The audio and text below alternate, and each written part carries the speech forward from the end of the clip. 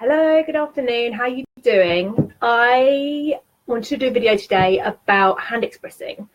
I don't think it's something that's talked that much about. And here's a bit of, well, I talk about it all the time with the families I look after. But in truth, I never actually mastered this myself when I was having when I had my own babies. With my first son, didn't really get much support with expressing. My second son, I didn't express at all. And with my daughter, it probably would have been a really useful thing to be shown how to do. And I even think a lot of the videos and information around is a little bit, I suppose, a bit lackluster and perhaps not, doesn't have perhaps enough information in it. It just shows hand expressing in a very standard way. But we know there's lots of sort of extra things you can do to make hand expressing work much, much better. So I'm going to talk about some of those now. And I am going to give you a bit of a demo, not with my own boo, with a fake one. But I'm also going to attach my two favourite videos on hand expression that I share with the mums that I work with. Because I think seeing it visually with an actual lactating breast makes a huge difference to how mums are able to express. So the benefits of learning how to hand express are huge. Firstly, hand expressing doesn't need any special equipment. I mean, if you want to collect the milk and you want to keep it, you will want a bowl or some other kind of wide-necked vessel. But if you're just hand expressing for comfort or because your baby's missing a feed, you know, you can hand express into anything, a cloth or a sink, some people do. So you don't need a pump or anything like that. You don't have to spend money on something. The other good thing about hand expression is that we know that it probably gets more of the fattier milk out because of the way that it's done with your hands. It helps the milk, the fattier milk with your breast milk is attached to the sides of the milk ducts. And with hand expression, it's a little bit easy to get that out because you're actually rubbing the breast, and with the pump, it's just on sucking, isn't it? Sucking the milk out. So that's another benefit. Another benefit is that because you're not using machinery and you're sort of being in touch with your own body a little bit more, it can help some women yield a bit more milk. And hand expressing can also be something that can be used alongside pumping with a machine to try and get out more milk in a slightly different way. So some people will do a bit of a mixture of both.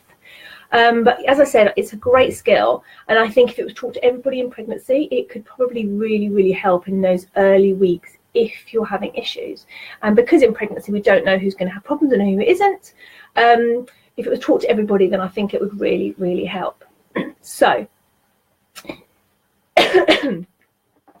firstly, a really good, useful thing to do before, there's two things actually to do before you actually start putting your, before you actually start expressing.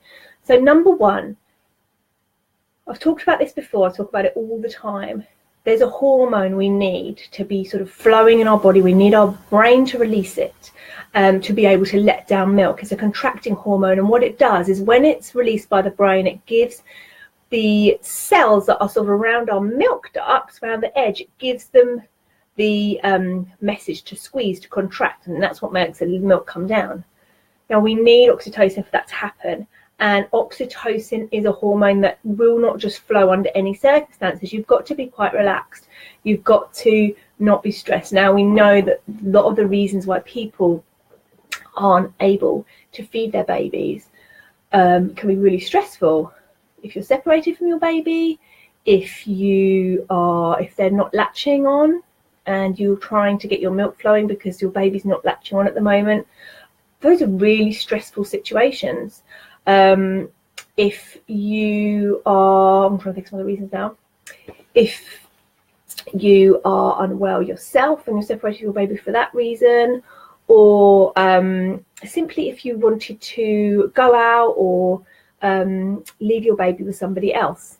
Again, that can have a bit of stress attached to it because it's something you haven't done before, or the other reason some people express is because they have got a bit of a low supply and they want to try and increase their supply. And often when we're expressing in that situation, we are looking at how much is coming out and using that as a guide for how much milk we have. Absolutely don't ever do that.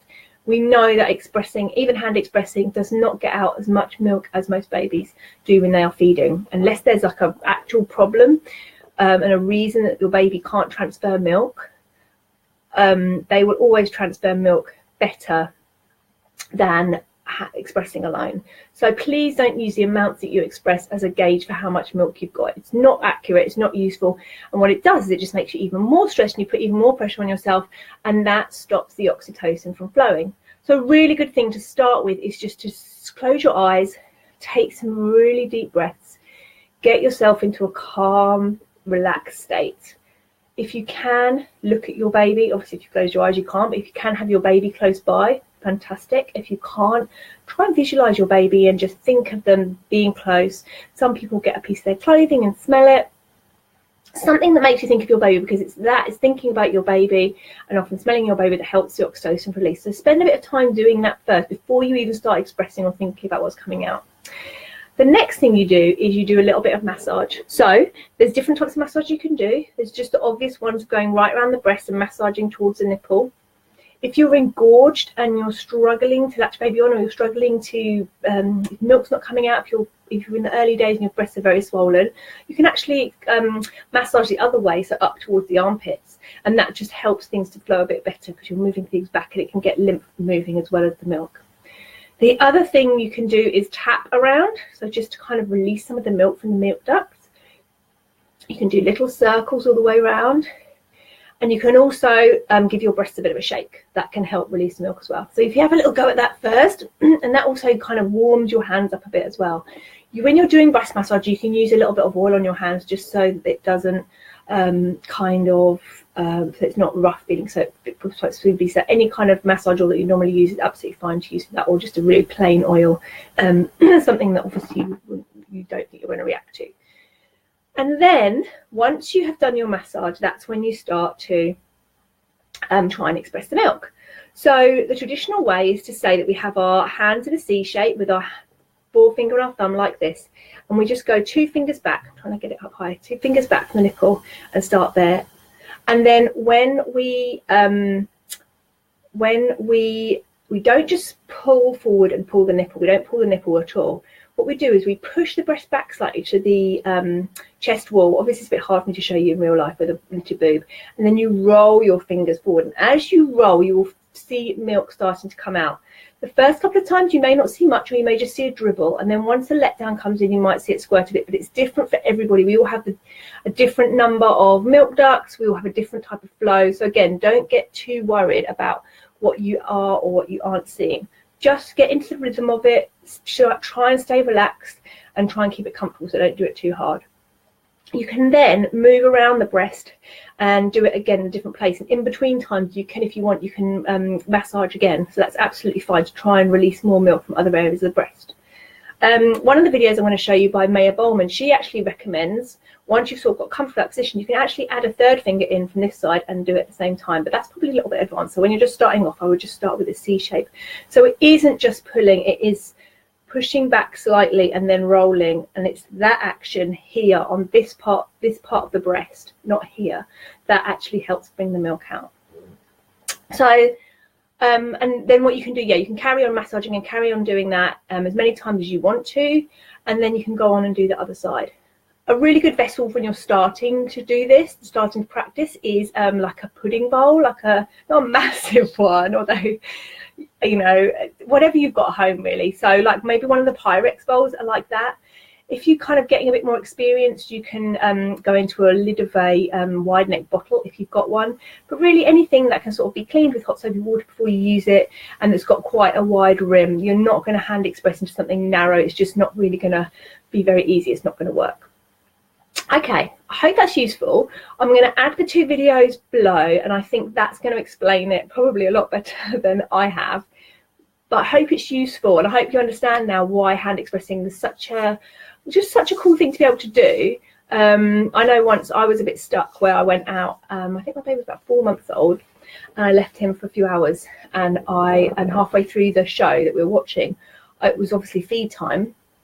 I had left some expressed milk for him, which I'd expressed for the machine, but I was feeling really full and I couldn't really focus on the rest of the show. And I tried hand express, couldn't really do it. I hadn't really learned how to do it properly and couldn't really get rid of the milk that I wanted to go and get rid of in the toilets of the theatre. So it kind of spoiled our night out really. So I wish that I had known what to do. It would have been really, really useful. And so I urge any of you to go out and just have a practice of it. If you're in your late stages of pregnancy, have a go. It's absolutely fine to try and hand express. At that point, you'll only get colostrum, but it's just about practicing that action and kind of getting used to, I suppose, handling your breast. It's not something we do that much, but it's a really useful thing to be able to do when you're starting to breastfeed. Okay, any questions, pop them below and I'll add the videos. Okay, bye.